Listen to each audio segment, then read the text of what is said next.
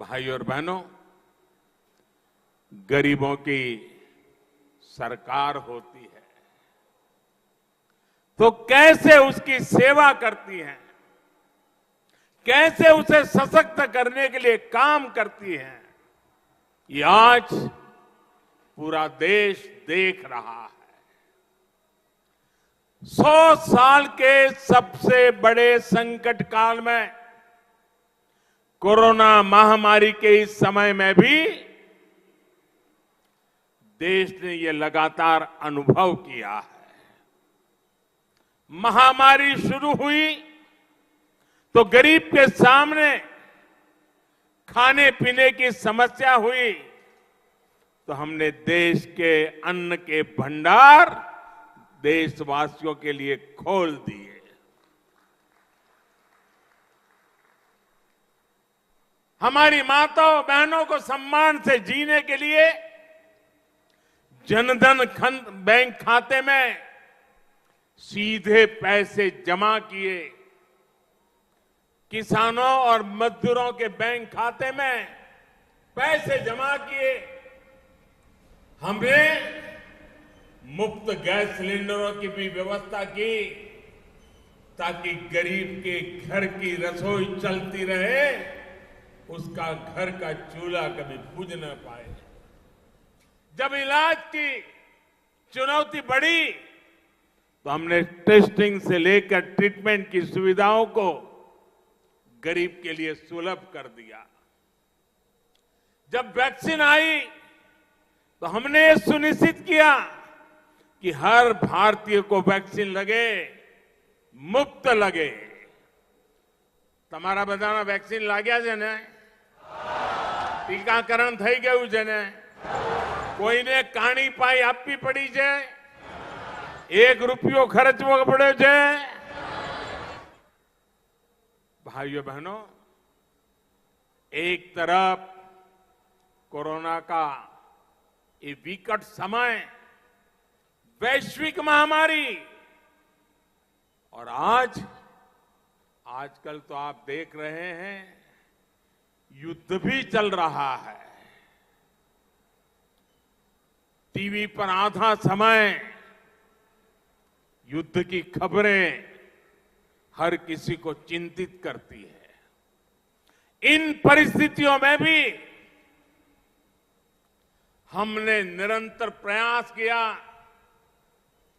कि हमारे गरीब भाई बहन को, हमारे मिडिल क्लास को, मध्यम वर्ग के भाई बहनों को मुश्किल का सामना करना न पड़े।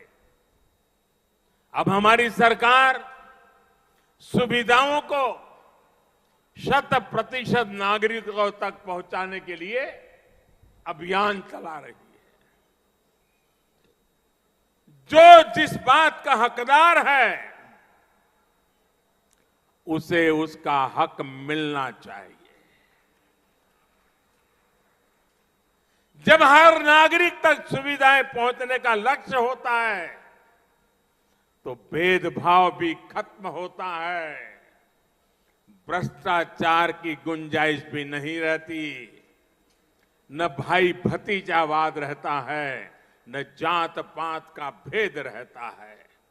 इसलिए हमारी सरकार मूलभूत सुविधाओं से जुड़ी योजनाओं को सैचुरेशन तक, 100% तक पहुंचाने में जी जान से जुटी हुई है।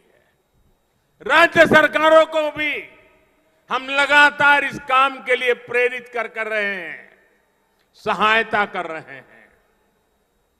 हमारा ये प्रयास देश के गरीब को, देश के मध्यम वर्ग को सशक्त करेगा, उनका जीवन और आसान बनाएगा। भाइयों और बहनों, केंद्र में भाजपा के नेतृत्व वाली एनडीए सरकार राष्ट्र सेवा के 8 साल पूरे कर रही है।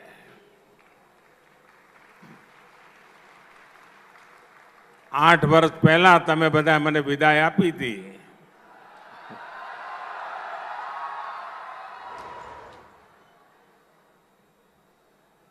પરંતુ તમારો પ્રેમ વધતો જ જાય છે.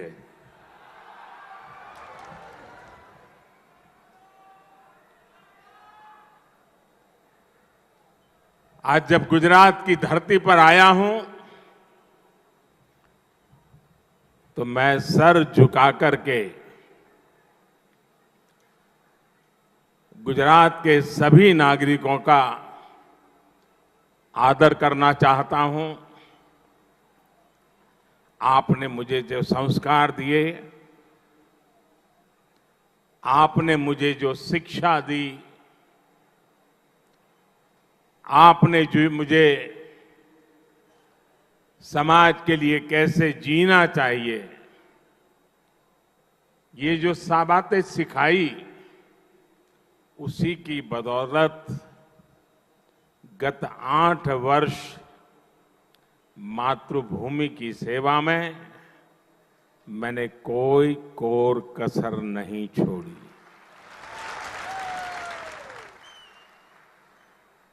ये आप ही के संस्कार है, इस मिट्टी के संस्कार है. पूज्य बापू और सरदार वल्लभ भाई पटेल की इस पवित्र धरती के संस्कार है कि 8 साल में गलती से भी ऐसा कुछ नहीं होने दिया है, न ऐसा कुछ किया है जिसके कारण आपको या देश के किसी नागरिक को अपना सर झुकाना पड़े. इन वर्षों में हमने गरीब की सेवा, सुशासन और गरीब कल्याण को सर्वोच्च प्राथमिकता दी है. सबका साथ, सबका विकास, सबका विश्वास और सबका प्रयास, इस मंत्र पर चलते हुए हमने देश के विकास को नई गति दी है. इन 8 सालों में हमने पूज्य बापू और सरदार पटेल के सपनों का भारत बनाने के लिए ईमानदार प्रयास किए हैं. पूज्य बापू एक ऐसा भारत चाहते थे जो हर गरीब, दलित, वंचित, पीड़ित, हमारे आदिवासी भाई बहन, हमारी माताएं बहनें, उन सबको सशक्त करे. जहां स्वच्छता और स्वास्थ्य जीवन पद्धति का हिस्सा बने, जिसका अर्थतंत्र स्वदेशी समाधानों से समर्थ हो. साथियों, 3 करोड़ से अधिक गरीबों को पक्के घर, 10 करोड़ से अधिक परिवारों को खुले में शौच से मुक्ति, 9 करोड़ से अधिक गरीब बहनों को धुएं से मुक्ति, 2.5 करोड़ से अधिक गरीब परिवारों को बिजली कनेक्शन, 6 करोड़ से अधिक परिवारों को नल से जल, 50 करोड़ से अधिक भारतीयों को 5 लाख रुपए तक मुफ्त इलाज की सुविधा. ये सिर्फ आंकड़े नहीं है मेरे भाइयों बहनों, ये सिर्फ आंकड़े नहीं है, बल्कि गरीब की गरिमा सुनिश्चित करने के हमारे कमिटमेंट के ये प्रमाण है, प्रमाण साथियों.